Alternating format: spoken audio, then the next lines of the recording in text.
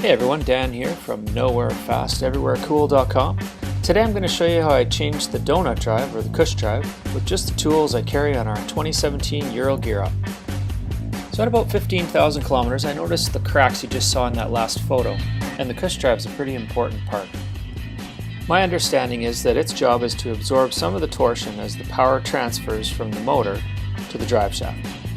Over time, this torsion, heat, and friction put stress on the joint and starts to cause cracking. While I was researching how to do this job, I did see photographs of other donut drives with oblong holes and major cracking in them. Now, if this donut drive was to blow apart as you were driving down the road, I'm sure it would cause major damage to the bike and potentially injure you or your passenger.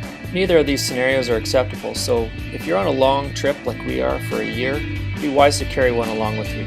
I'd say this would be especially important if you're going into areas where you wouldn't have access to mechanics or the ability to order spare parts on the fly. Now, to be fair, I'm not much more than a backyard mechanic, so if you're not comfortable doing this type of thing, make sure you consult with a proper mechanic or have them do the work for you. If you're not afraid to get your hands dirty and you do enjoy doing your own maintenance, I would recommend a YouTube channel called Shifty650. On that channel you'll find all kinds of videos for basic maintenance all the way up to complete overhaul procedures for your Ural. As you can see in the video that's playing in the background, you go through the basic rear tire removal process. Remove the rear brake and hang it up out of the way. Remove the brake mount and the axle shaft rod. Disconnect the two-wheel drive shifter from the final drive.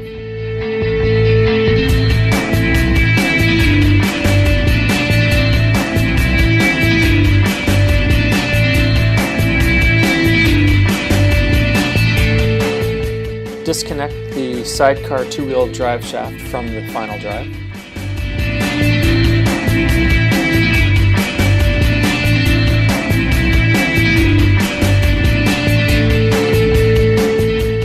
And then remove the final drive itself. Now at this point it might look like the Cush drive will just pop right out of there, but that's not the case. In order to get the clearance you require to R&R this piece, you will have to remove the rear suspension fork bolts. Now this would be a lot easier in a shop, obviously.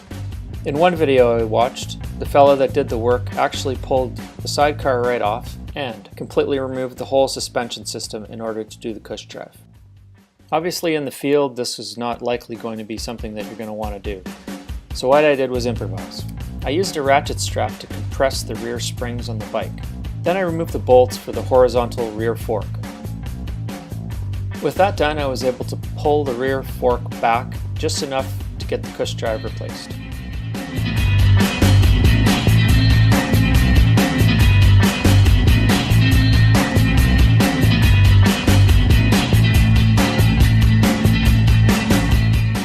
To put it all back together, I attached another ratchet strap around the frame and the rear of the springs and cinched it in so that I could replace the bolts for the rear fork.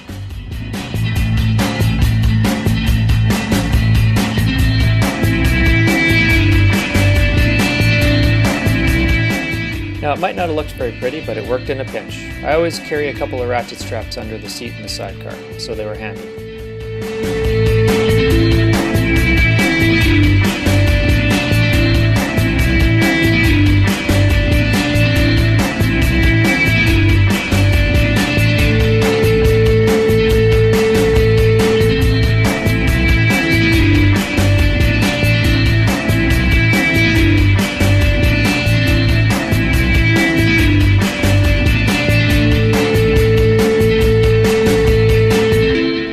From there, it's just a matter of going in the reverse of how I took it all apart and popping it all back together.